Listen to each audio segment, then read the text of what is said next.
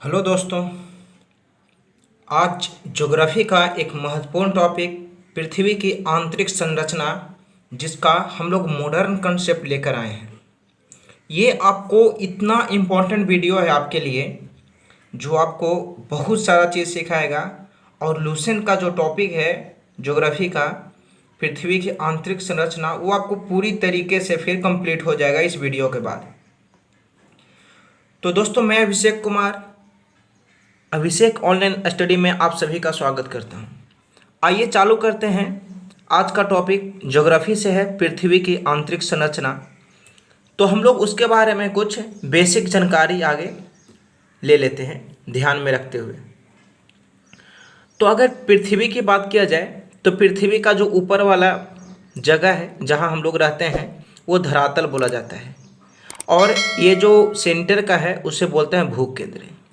पृथ्वी को 3 पार्टों में बांटकर भी अध्ययन किया गया है, ताप, दाब और घनत्व।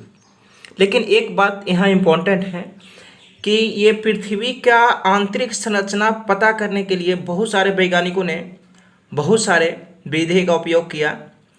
अगर आपसे पूछा जाए कि बताइए पृथ्वी की आंतरिक संरचना का स्रोत कैसे पता चला, मतलब ये पृथ्वी की आंतरिक संरचना हम लोग को कैसे पता चला, तो ये पृथ्वी के घनत्व, तापमान, दाब, ज्वालामुखी क्रिया, भूकंपीय तरंगें जो PSL तरंगें होती है भूकंपीय, इससे पृथ्वी की आंतरिक संरचना के बारे में कुछ जानकारियाँ मिली। अब हम लोग भूकंपीय तरंगें आया है तो इसके बारे में देखते हैं कि क्या है। तो PSL, P जो तरंग है, S तरंग है और L तरंग है। P ठोस, द्रव, गैस तीनों में चलता है और S ठोस और गैस में चलता है। स्वेस महोदय जो ऑस्ट्रेलिया के थे, ऑस्ट्रिया का सॉरी, वो बताए थे ये सब के बारे में। दोस्तों, पृथ्वी के अंदर जो पृथ्वी है उसको 3 भागों में बांटकर, 3 हिस्सों में बांटकर उसका अध्ययन किया गया। पहला को भूपर्पटी, सबसे ऊपर का जो परत है, उसके बाद आवरण, उसके बाद एक केंद्रीय भाग। भूपर्पटी, क्रस्ट, आवरण, मेटल और केंद्रीय भाग को कोर बोला गया। लेकिन उसके बाद कुछ संस्थाओं ने, कुछ वैज्ञानिकों ने भूपर्पटी को सियाल नाम दिया, आवरण को सीमा और केंद्रीय भाग को नीफे। ये सियाल, सीमा, नीफे क्या है? तो आप यहाँ से देख सकते हैं कि सियाल यानी सिलिकन एवं एल्युमिनियम, सिलिकन और एल्युमिनियम। सीमा है सिलिकन एवं मैग्नीशियम, सिलिकन, मैग्नीशियम। नीफे निकेल और फेरस, निकेल और फेरस। ये सियाल, सीमा, नीफे था। दोस्तों, इसके बारे में मैं आपको पूरी जानकारी बताऊंगा, तो आप वीडियो के साथ बने रहिए। और अगर अच्छा लग रहा हो तो लाइक करें वीडियो को और चैनल को सब्सक्राइब करें। देखिए, अब यहाँ पे आ गया नेक्स्ट टॉपिक। तो यहाँ पे हम लोग इसमें क्या देखेंगे कि पृथ्वी जो है, ये पृथ्वी का एक भाग, टुकड़ा लिया गया जो आपको पहले दिखाया गया था उसमें से। अब इसमें क्या है कि आप देख सकते हैं कि ये पहाड़ी इलाका है, मतलब पहाड़, ऐसा ऐसा पहाड़ भी है पृथ्वी पे, एवरेस्ट और भी बहुत सारा पहाड़ियाँ। ये पठारी भाग और ये समतल ज़मीन जो है, और ये समुद्र का इलाका। ये किसका इलाका है? समुद्री इलाका, गहराई में है। तो ये सब अपने स्थल पे दिखाया गया है, धरातल पे है। ये कहाँ? 0 किलोमीटर पे है। पृथ्वी के धीरे धीरे हम लोग कहाँ आएंगे? अंदर की ओर आएंगे। तो हम लोग को पता चलेगा कि पृथ्वी को कैसे बांटा गया, किस तरीके से बांटा गया। आइए इसके बारे में हम लोग जानकारी लेते हैं। तो पृथ्वी को हम बताए थे कि 3 भागों में बांटा गया। ये जो इसके ऊपर का भाग है, ये हिस्सा, इसको बोला जाता है भूपर्पटी या क्रस्ट या सीमा बोल सकते हैं, सॉरी सियाल। ये जो हिस्सा है आवरण, मेटल या आप सीमा बोलते हैं। इसको कोर, क्रोड, नीफे, केंद्रीय भाग बोला जाता है। ये सबों को बांटा गया है। यहाँ से देखिए कि अगर हम लोग सबसे पहले भूपर्पटी यानी क्रस्ट या सियाल के बारे में चर्चा करें, तो इसका जो मोटाई है वो 34 किलोमीटर है, 34 किलोमीटर। और ये जो है 2 भागों में बटा है, ऊपरी भूपर्पटी और निचली भूपर्पटी। और ये जो भूपर्पटी है वो भी 2 भागों में बांटा है, ऊपरी और निचली। इसको बांटता कौन है? तो कॉनराड असंबद्धता, ये क्वेश्चन में आएगा। अगर आपसे पूछा जाए कि बताइए समुद्र तल से कोराइड असंबद्धता की दूरी कितनी है, तो लगभग 5 से 6 किलोमीटर। जबकि टोटल मोटाई अगर पूछे आपको कि भूपर्पटी का कितना है, तो 34 किलोमीटर यहाँ पे दिया गया है। उसके बाद ये आता है मेटल, जिसको आवरण या सीमा भी बोला जाता है। तो ये ऊपरी मेटल और निचली मेटल 2 भागों में बट गया। और मेटल जो है वो भी 2 भागों में बटा हुआ है रेपिटी असंबद्धता से, ऊपरी मेटल और निचली मेटल। अब यहाँ से जब आपको यहाँ आइएगा मेटल का, तो ये 2900 किलोमीटर है टोटल, धरातल से कहाँ तक, यहाँ तक मेटल जहाँ लास्ट है वो 2900 किलोमीटर है। और मेटल भी 2 भागों में बांटा है 700 किलोमीटर पे रेपिटी असंबद्धता। यहाँ पे एक और क्वेश्चन आता है क्या कि ये बताइए भूपर्पटी और मेटल, भूपर्पटी और आवरण या सियाल और सीमा किससे बटा हुआ है, ये दोनों के बीच में क्या है, तो महो असंबद्धता। इंपॉर्टेंट क्वेश्चन है ये, महो असंबद्धता से ये क्या है, बटा हुआ है।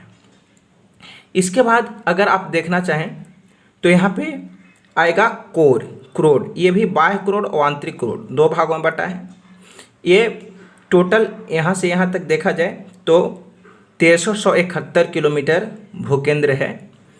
सॉरी, नज़र नहीं आ रहा है अभी, मैं बताता हूँ इसको, 6371 किलोमीटर भूकेंद्र है। अब मेटल और कोर जो है वो किससे बटा हुआ है, तो यहाँ पे देखिए बांट दिया मैंने, किससे, गुटेनबर्ग विसार्ट असंबद्धता से। लेकिन ये कोर है वो भी 2 भागों में बटा है, किससे, लेहमैन असंबद्धता से। कितना किलोमीटर पे, तो 5100।